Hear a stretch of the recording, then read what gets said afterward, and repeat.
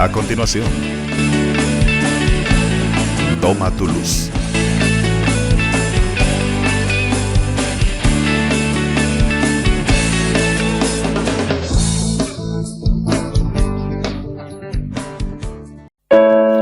Antes que yo te formase,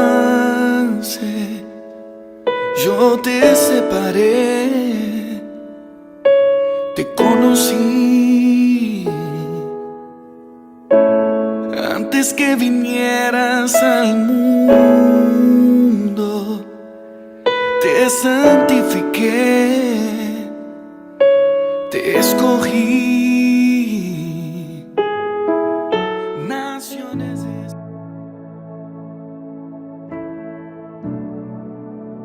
Que el Señor les bendiga, queridos hermanos. De verdad que es una gran bendición que nos acompañen en nuestro programa Toma tu Luz desde el Ministerio del Quirios y a través de Jesús TV.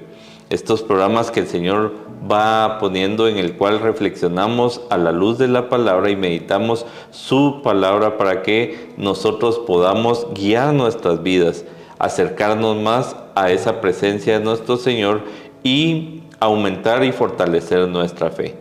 En compañía del hermano Fernando Martínez, pues seguiremos meditando y reflexionando la palabra del Señor para que nosotros vayamos edificando nuestras vidas, fortaleciéndonoslas y retomando optimismo en medio de las dificultades y de esas pruebas adversas que muchas veces vienen a golpearnos y que hacen tambalear nuestras creencias, nuestra fe y por sobre todo la confianza en nuestro Señor.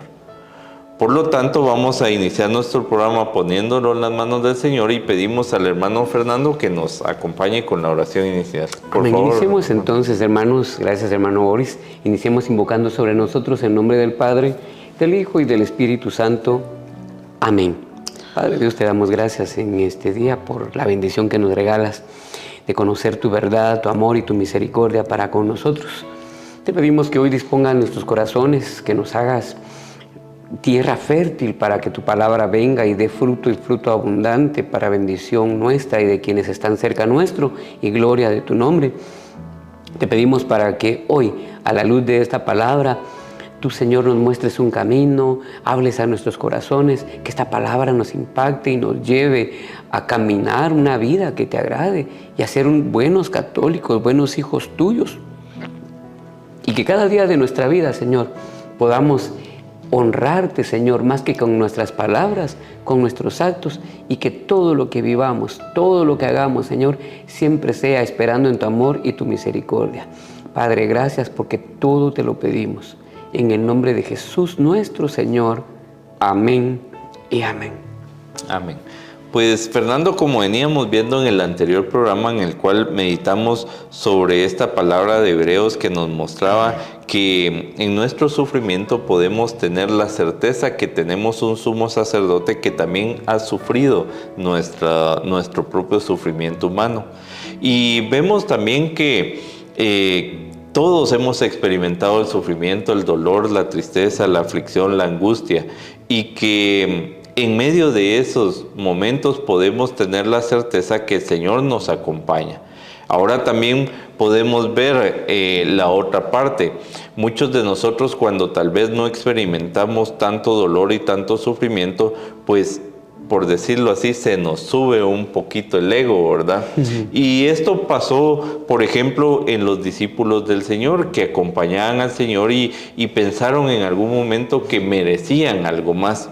En el Evangelio,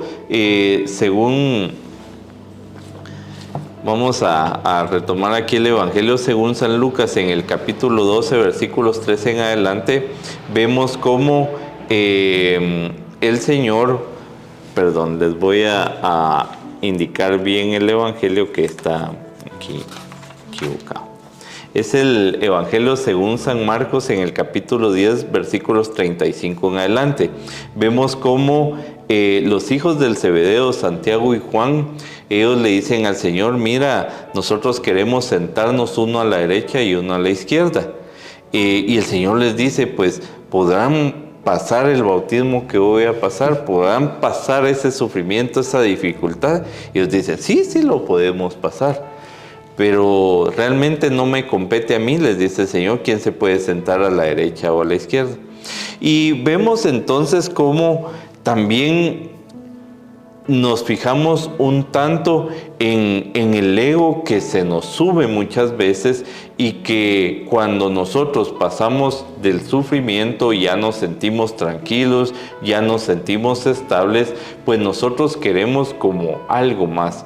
Pero el Señor realmente nos enseña a través de los santos de la iglesia cómo también el sufrimiento nos da la oportunidad para llevar una vida en humildad, una vida más consciente, en el cual el sufrimiento es, por decirlo así, temporal, nos puede acercar a su gloria y nos puede ayudar a que nosotros crezcamos en la fe.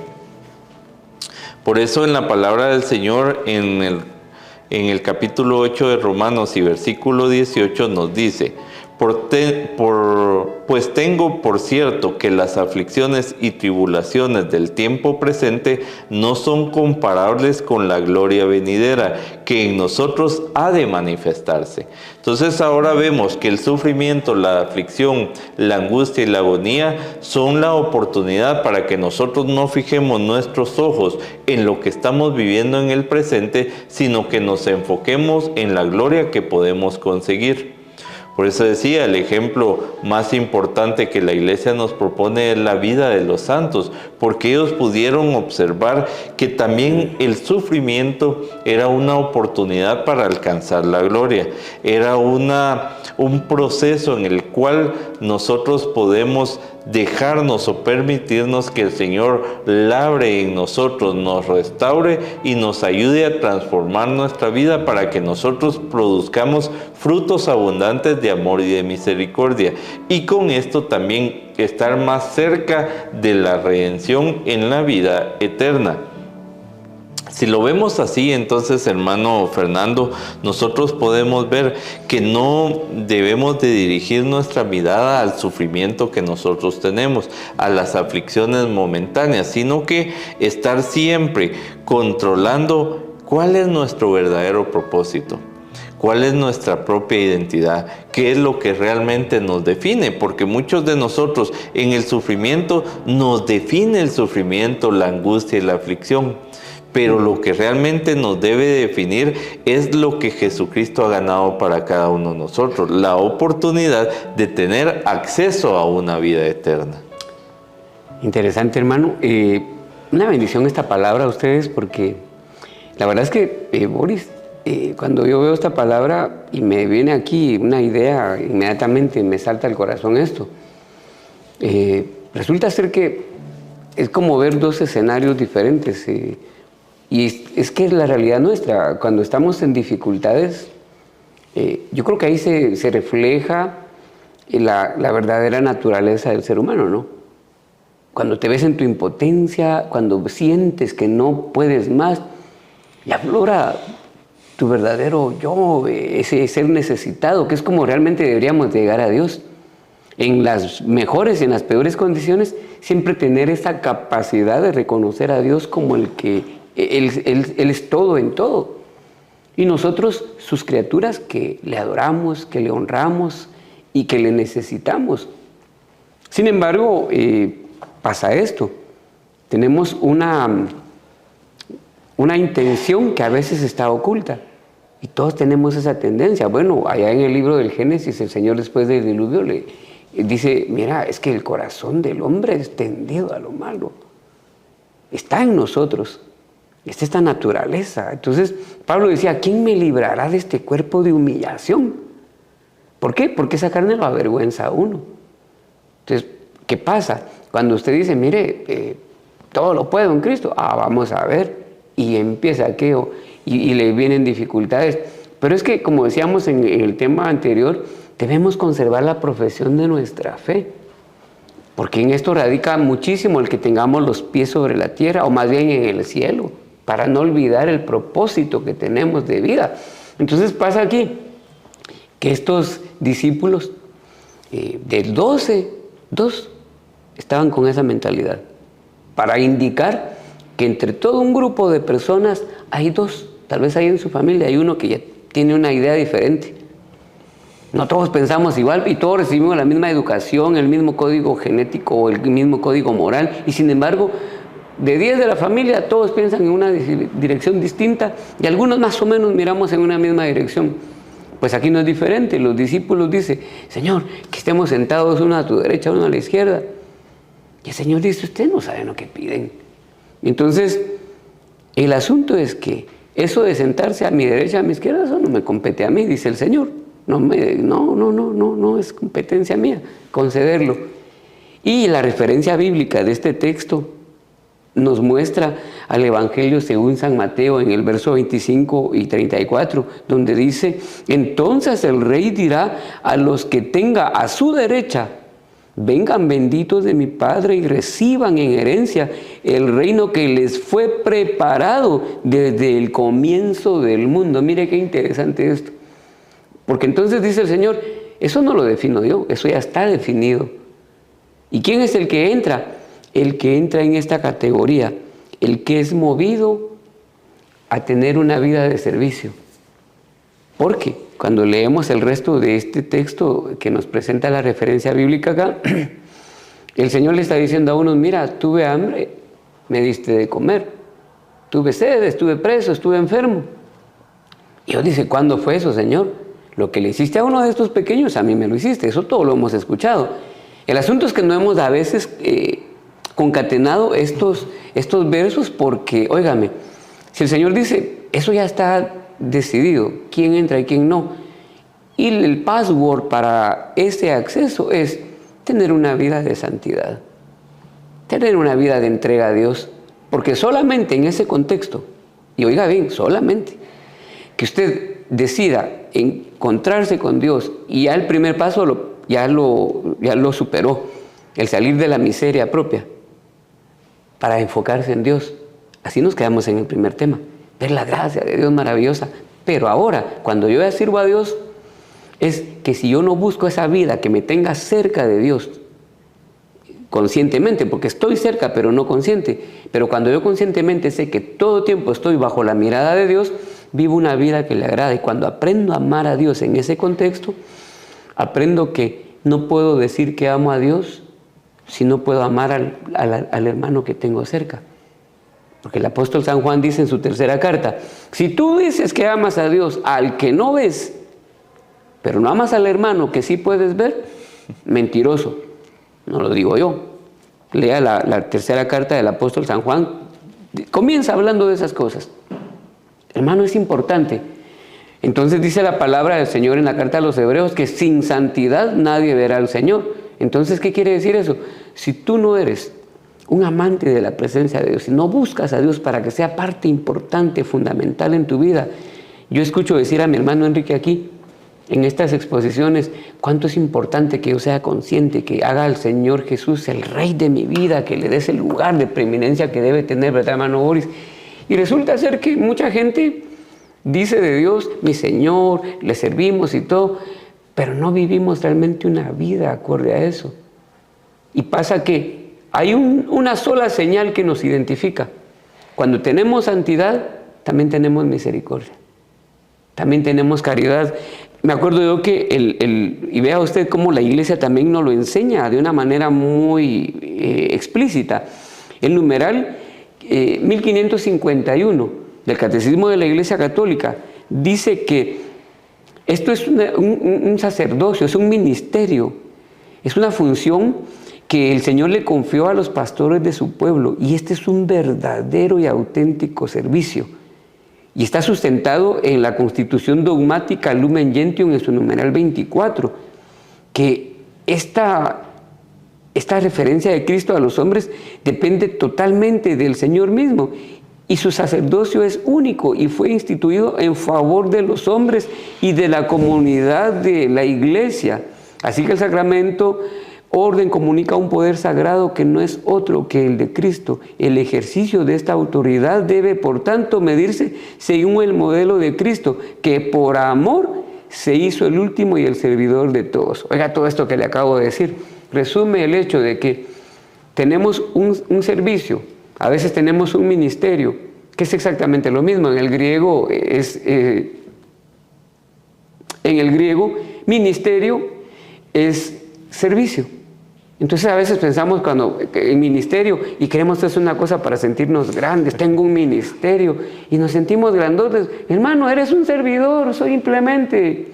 Y algunos pensamos que el ministerio es para que otros nos sirvan, para servirnos de otros, para hacernos famosos, para ver cuántos likes llevo, para que me saluden en la calle.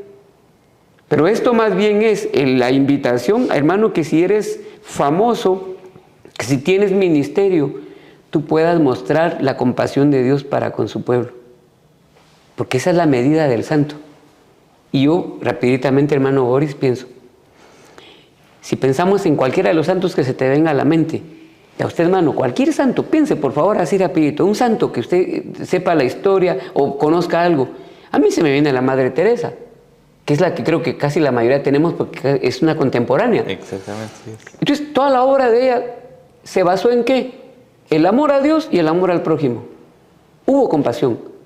Le dice un hombre riquísimo, millonario, a la Madre Teresa, viéndola limpiarle las llagas a un leproso. Yo eso no lo haría ni por $1.000.000. Entonces, y la Madre Teresa lo ve. Y me parece que le dice algo como, pues yo no dejaría de hacerlo ni por $1.000.000. La diferencia de criterio. Porque entonces uno dice, no, eso no. Pero hermano, porque nos gusta. Si lo queremos decir coloquialmente, estos dos discípulos, tal vez no era simplemente por ellos, porque el Señor y en la palabra preveía que mucha gente en el futuro iba a hacer exactamente un actuar de este. Y nos interesa y nos gusta lo bonito. Salir en la cámara, pasar al frente, pero la parte donde hay que tener misericordia, la parte donde hay que tener caridad y ser esa extensión del brazo misericordioso de Dios que va en busca al encuentro del que está lastimado, eso no a todos nos gusta. Y ese es el código. Yo le decía a mi hermano Boris hace un momento, ese es el password que define a un santo, el que tiene misericordia. Si tú tienes, hermano, esa tendencia en tu corazón que te gusta compartir lo poco que tienes, a alguien que te pide un quetzal, dáselo. La palabra de Dios dice, el que te pida, dale, porque eso te identifica. Vas en camino de ser un santo, porque esa es la esencia que define a los santos.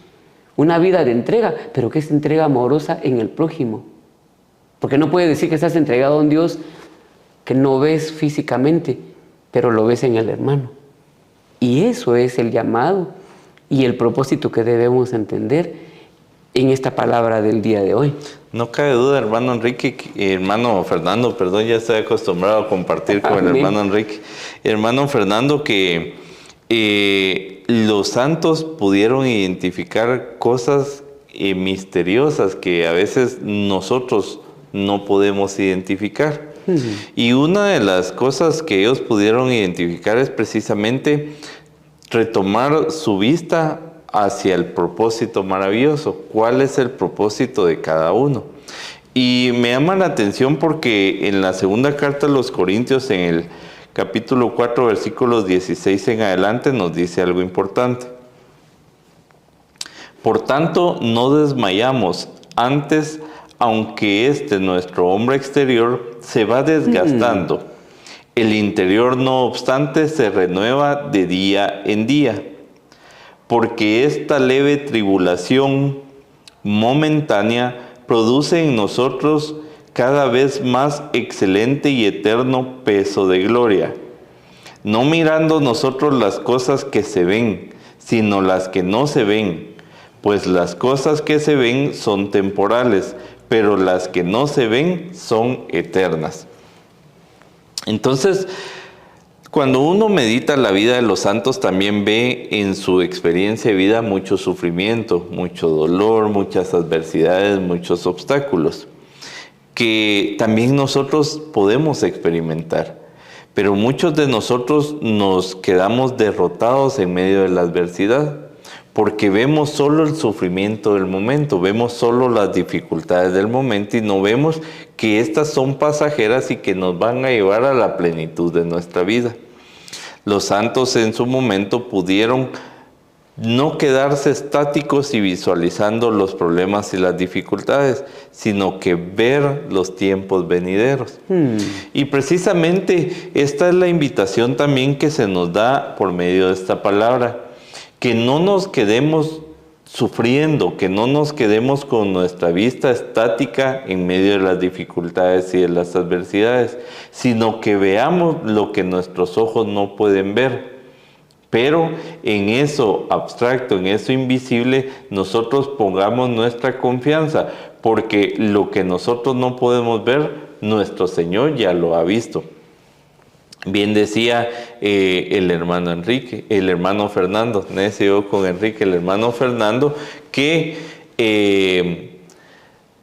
nosotros podemos tener esa oportunidad de poder visualizar lo que el Señor ha preparado desde el inicio de los tiempos y ver que nosotros tenemos esa oportunidad para acceder al reino eterno y que no debe de frenarnos las dificultades y las adversidades, sino que al contrario nos deben motivar e impulsar, porque mientras tal vez más cerca del sufrimiento estemos, mayor oportunidad tenemos a transformar nuestra vida.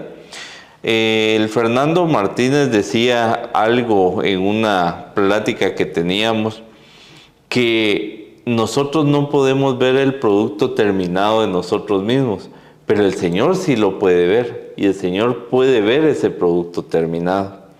Y hacia ese producto terminado el Señor nos está forjando de día en día, como nos dice esta palabra.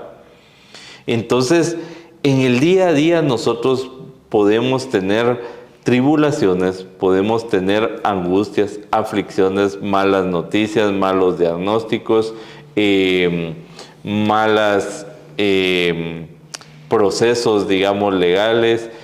Todo lo podemos tener en contra en día.